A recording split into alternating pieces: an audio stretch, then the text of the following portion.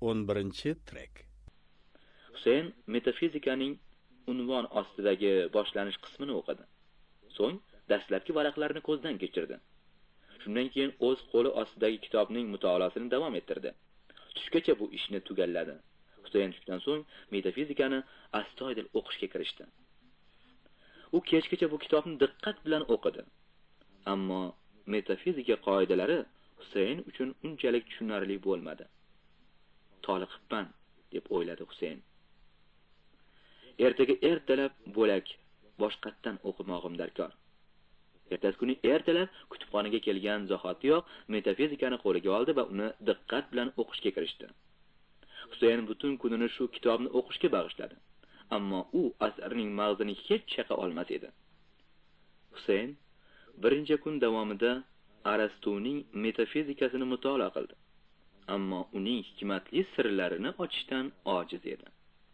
Yosh tabib bu falsafiy asarni o'zlashtirishga tayyor emas ekaniga iqror bo'ldi va boshqa kitoblarning mutolaasini davom ettirdi.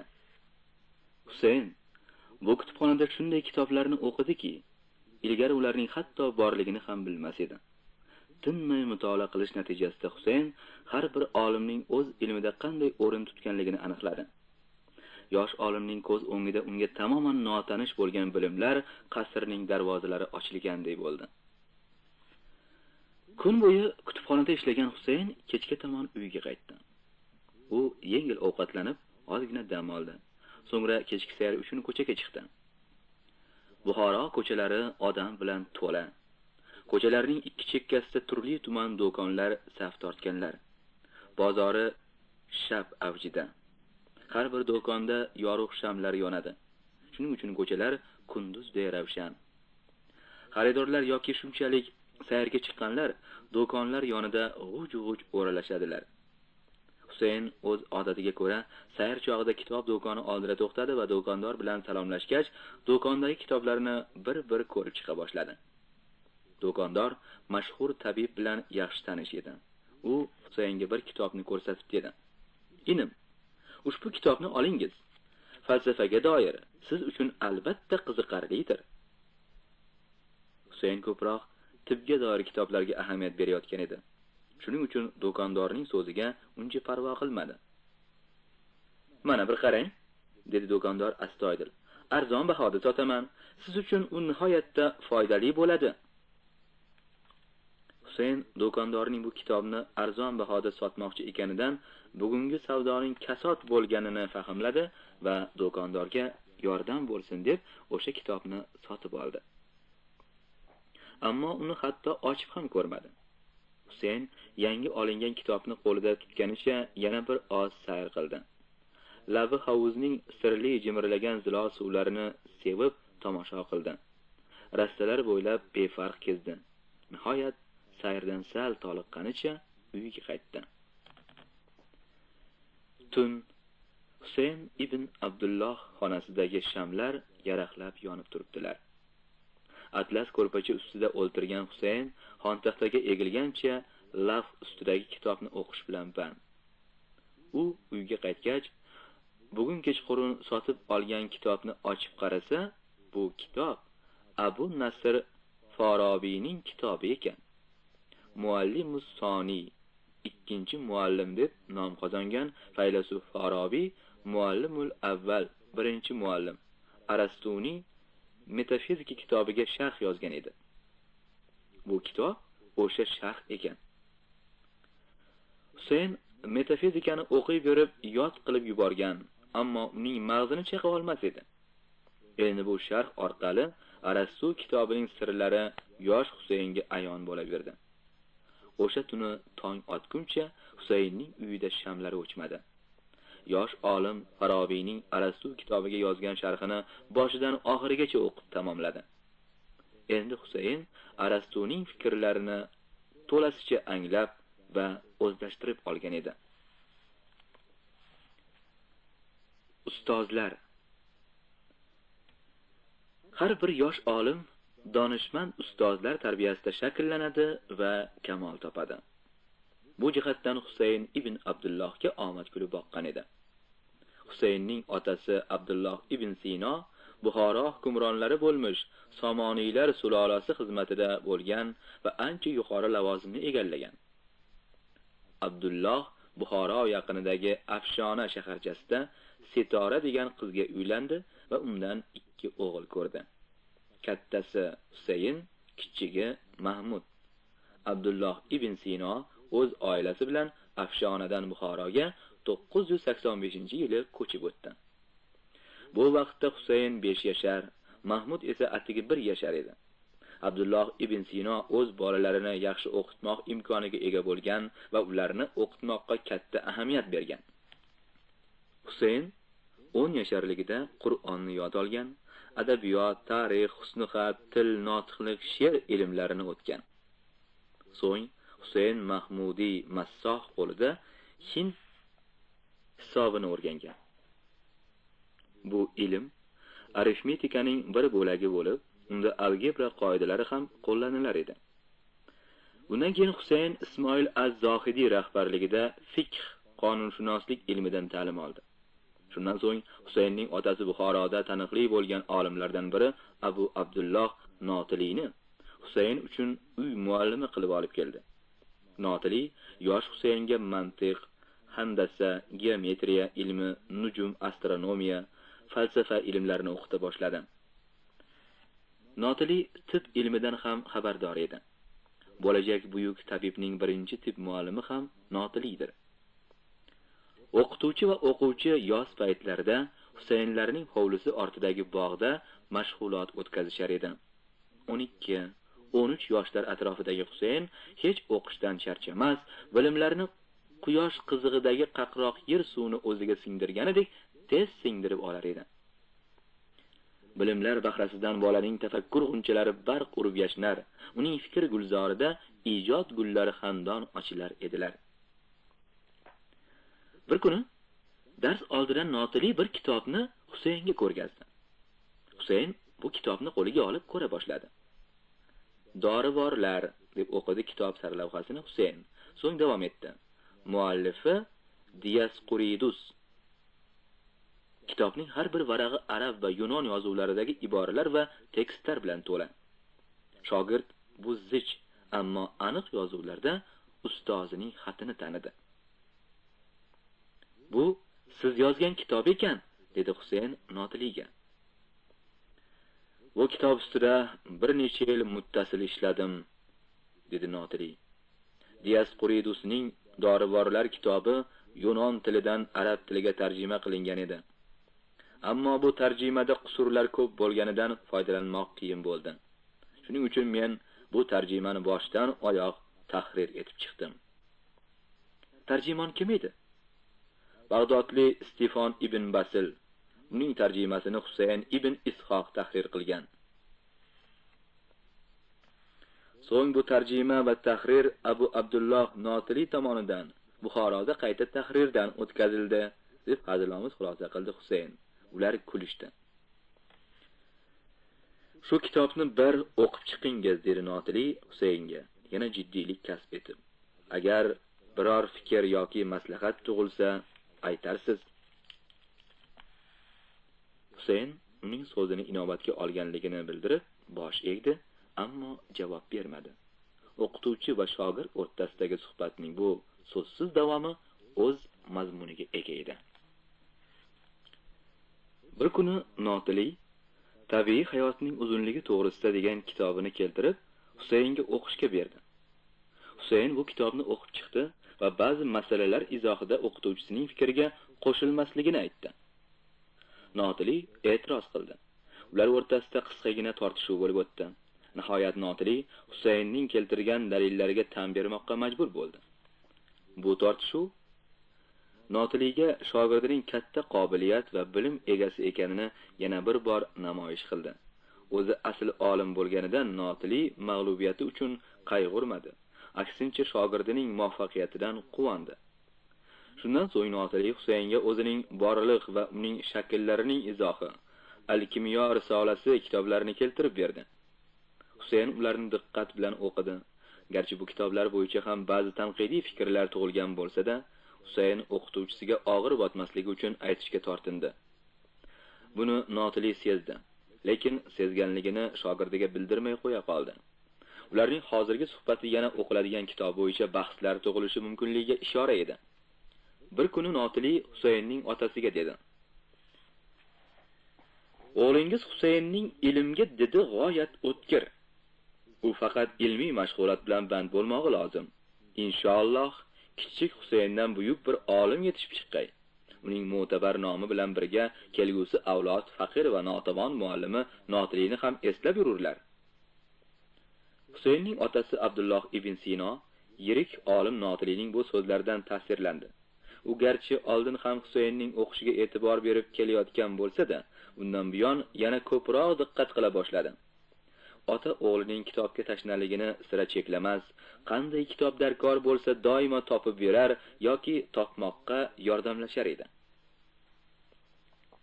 Yosh olim otasi va ustozining g'amxo'rligida ilm bog'ida g'amxo'r bog'bonlar parvarish qilayotgan nihol singari tez va sog'lom o'sar edi. Notili Husaynning tib ilmiga ayniqsa muhabbati borligini sezar. O'zi ham tibbiyotga aloqador bo'lganidan bu qiziqishni kuchaytirishga harakat qilar edi. Husayn tibga oid bilimlarini osonlikcha o'zlashtirar, shuning uchun unga tib oson tuyular edi. U tezda tibning asosiy qoidalarini mukammal o'rgandi. Hatto ba'zi bemorlarni mustaqil davolay boshladi. Ko'p o'tmay Husayn qobiliyatli bir tabib sifatida shakllandi. Notili Husayn ibn Abdulloh bilan olib borayotgan mashg'ulotlari intihosiga yetganini angladi. Chunki shogirdning ilmga intilishi shunday zo'r, zehni shu qadar o'tkir ediki, bundan buyon unga boshqa muallim darkor. Husaynning tib sohasidagi ana shunday muallimi Buxoro va butun Mavorun Nahrning taniqli tabiblaridan Abu Mansur al-Hasan ibn Nuh al-Qumri bo'ldi. Bu tabib Buxoroda tug'ilib o'sgan, Somoniylar saroyida tabiblik qilgan. Al-Qumri yoshlikdan tib ilmini havas bilan o'rgangan edi. Chunki uning ko'ngli odamlarga muhabbat bilan to'lib toshgan edi. Yosh mutafakkir Al-Qumri tibning kishilarga eng aniq yordam berajagi, kishilarning chekayotgan iztiroblarini yengillatmog'i, kasalliklardan davolashi tufayli ko'ngil berib o'rgandi. U tib kitoblarini o'qiganda ulardan o'zi uchun kerakli joylarini ko'chirib yozib olar edi. Keyinchalik bu kitoblardan yig'ib olingan ma'lumotlarni o'z tabiblik faoliyati davomida yiqqan bilimlari bilan to'ldirdi. Keyinchalik ana shu ma'lumotlarning hammasini yig'ib, to'la va istalgan kitob, Kitobul Gina va Muna hamda tib iboralarini tushuntirish kitobi, Kitobat Tanvir il Istilohat Ittibiya kitoblarini yozdi.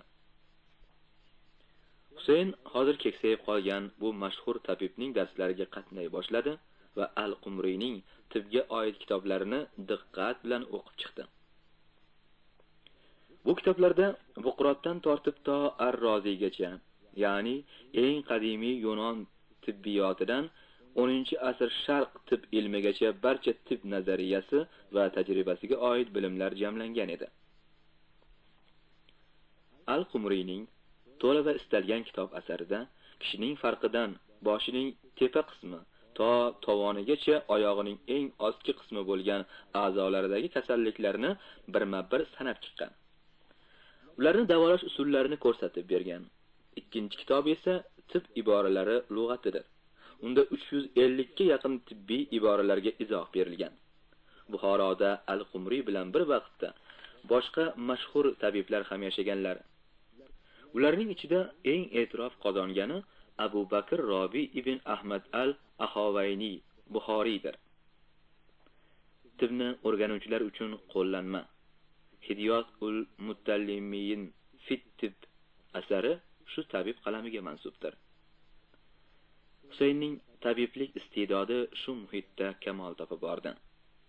Husayn ilmlarni o'rganish bilan birga hamisha ularni o'z tajribasida tatbiq ham etar edi. U har kuni ertalab kasallarni ko'rar, ularga dori-darmon berar edi. Husayn ko'rgan bemorlarning ko'pchiligi o'z dardiga shifo topar edilar. Shu yo'sinda yosh qobiliyatli tabibning shuhrati Buxoroga va uning atrofida yoyila bordi. Bemorlarni qabul qilib bo'lganidan so'ng Husayn mutolaa bilan shug'ullanar edi. Borib bu tartib Husayn uchun bir umrlik ish tartibiga aylanib ketdi. Amirning kasali. Bahor payti.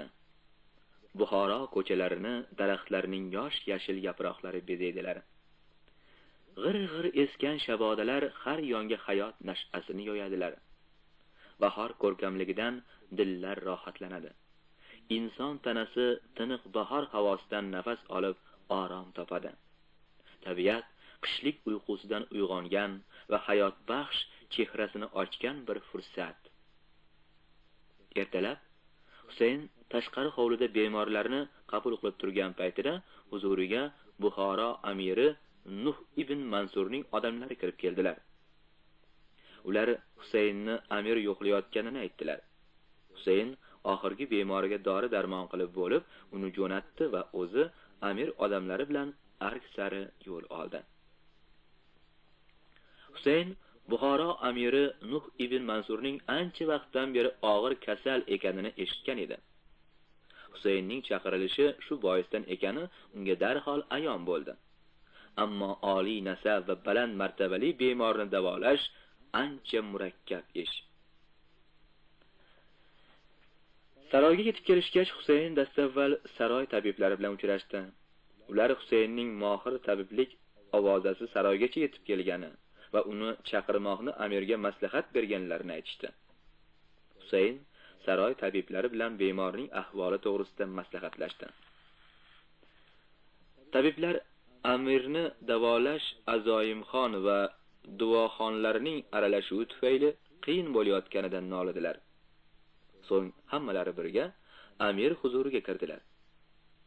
Husayn tabiblar bilan amir yotgan uyga kirib kelganda, bu shohona bezaklar bilan bezatilgan qimmatbaho gilamlar, shohi ko'rpalar bilan to'la uyning dimiqqan havosidan nafasi bo'g'ilib ketdi. Amir uyning to'rida qavat-qavat atlas ko'rpalar ustida og'ir nafas olib, harakatsiz holda yotar edi. Uning yonida esa bir Azayimxon zo'r berib dam solmoqda. Uy isiriq hidi bilan to'lgan. Saroy tabiblari amirning achchiq fe'lini bilganlaridan biror qat'iy tadbir qilishga jur'at eta olmaganlar. Ular bilan Azoyimxon, duoxonlar o'rtasidagi tortishuv amirning aralashuvi tufayli Azoyimxonlar foydasiga hal bo'lgan. Shuning uchun keyingi kunlarda bemorni faqat ins-jinslarni quvlamoqchi, uning jismidan yovuz kuchlar ta'sirini haydamoqchi bo'lgan duoxonlar davolamoqda edilar. Dori-darmon qilmay faqat kuf-sufdan nari o'tmaganlari uchun bemorning holati tobora og'irlashmoqda edi. Husayn bemorning tomir urishini aniqladi. Uning yuz ko'zlariga diqqat bilan boqdi. Dard zo'ridan azob chekayotgan amir hozir har bir davoga rozi edi. Tabiblar hammalari Husaynning duoxonlarini bemordan chetlash to'g'risidagi taklifini quvvatladilar. Amirning roziligi bilan duoxonlarga javob berilib, jo'natildi. Husaynning taklifi bilan xonani shabadalatildi. Qiya ochilgan ravoq va eshiklardan bahorning yoqimli havosi uyga esib kirdi-da, xonadagi dud va dimiqishni yo'q qildi. Tabiblar bamaslahat davolashni davom ettirdilar. Berilayotgan dori-darmonlardan ba'zilari Husaynning maslahati bilan to'xtatildi. Yangi dorilar tayinlandi. Parhezli taom va uxlatuvchi dorilarga ko'proq o'rin beriladigan bo'ldi. Salomatlikni saqlamoq uchun asosiy shart parhez va tartib, uyqu va tinchlik, badan tarbiya. Amirni og'ir ahvoldan qutqarish tadbirlari bir muncha fursat davom etdi. Barcha tabiblar bamaslahat ish tutar edilar. Lekin ko'pincha Husaynning aytganlari maqbul topilar edi. Sekin-sekin bemorning holatida o'zgarish sodir bo'la boshladi. Muttasil muolaja natijasida uning tanasidagi og'riqlar to'xtadi, ishtaha paydo bo'ldi. Bu esa salomatlik tiklanayotganini bildirar edi. Qadimiy tabiblar aytganlarki, ishtahali bemor ishtahasiz sog'dan tuzuk. Chunki u sog'lig'ini tiklay, bunisi esa sog'lig'ini yo'qotib boradi. Husayn saroy tabiblari bilan birgalikda amirni bir oycha parvarish qildi. Hayotdan qo'l yuvib qo'ygan Amir asta-sekin hayotga qaytdi. Uning barcha tabiblardan, ayniqsa Husayndan minnatdorligiga chek yo'q edi. Saroy tabiblari esa ikki xil kayfiyatda edilar. Ularning ba'zilari bir yosh tabibning saroydagi mo'tabar tabiblar bilan barobar, ba'zan esa ulardan ustun kelganiga rashk qildilar. Ammo hammalari Azoimxon va Duoxonlarga qarshi kurashda kuchli bir ittifoqchi topilganidan mamnun edilar. Husaynning aql zakosi va tabiblik tajribasining ortiq ekaniga uning do'stlari ham, dushmanlari ham tan berdilar.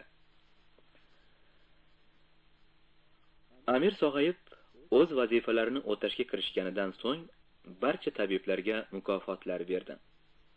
Shu fursatda Husayn bilan Buxoro amiri Nuh ibn Mansur o'rtalarida bunday muloqot bo'lib o'tdi.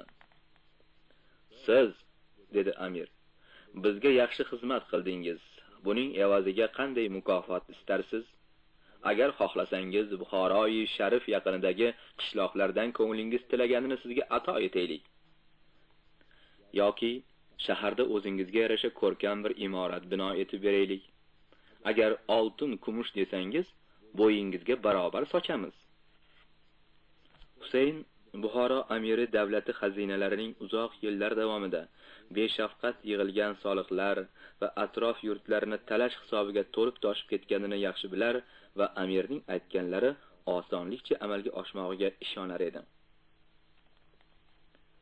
Amir hazratlarining marhamatlaridan benihoya minnatdor derman, dedi yosh tabib. Sizdan bir o'tinchim bor. Agar ruxsati oliy bo'lsa, izhor etsam. Aytingiz. Alhamdulillah, yashamoqqa tayin joyim bor. Qilgan mehnatim evaziga kunim o'tib turibdi. Bo'y barobar oltin, kumush menga ortiqchadir. Ammo agar bir xazinangizdan to'la istifoda etishga ruxsat bo'lsa, bu katta mukofot bo'lgan bo'lar edi. Qaysi biridan? Qiziqib so'radi Amir. Kutubxonadan, dedi Husayn.